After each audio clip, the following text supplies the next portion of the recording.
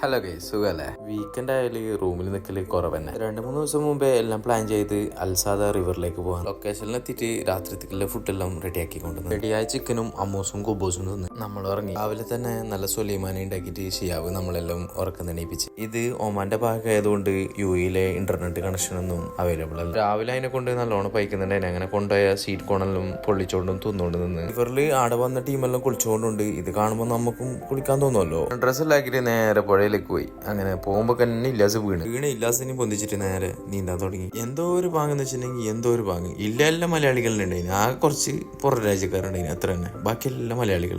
എല്ലാവരും നല്ല പാങ്ങിൽ എൻജോയ് ചെയ്യുന്നു, നമ്മളും എൻജോയ് ചെയ്യുന്നു. വെള്ളത്തിൽ കാല് വെച്ചിട്ട് കുറച്ച് സമയം അനങ്ങാതെ നിന്നിട്ടാകുമ്പോൾ ഫിഷ് എല്ലാം വന്നിട്ട് കൊത്തിക്കൊണ്ട് നിന്ന് നല്ല ക്ലേ കോഡ് നിന്ന് അങ്ങനെ ഉണ്ടാക്കിയ ഒരു മുട്ട ഓംലേറ്റ് തന്നിട്ട് നമ്മൾ നടന്ന് യാത്ര ചെയ്യും. അടുത്ത് നേരെ കോർഫുഖാനിലുള്ള ഫിഷ് മാർക്കറ്റിലേക്ക് പോയിട്ട് വലിയൊരു ഫിഷ് വാങ്ങിയിട്ട് ആടെ ചുടാൻ കൊടുത്ത് അരമണിക്കൂറോളം വെയിറ്റ് ചെയ്തതിനു ശേഷം നമുക്ക് ചുട്ട മീനും കിട്ടി. ചുട്ട മീനെല്ലാം തിന്നിട്ട് നമ്മൾ നേരെ കോർഫുഖാൻ ബീച്ചിലേക്ക് പോയിട്ട് ബീച്ചിലെ കാഴ്ചകളും കണ്ടിട്ട് എല്ലാവരും കൂടി ദുബൈയിലേക്ക് യാത്ര ചെയ്യും. അപ്പോൾ ഓക്കെ, ബൈ.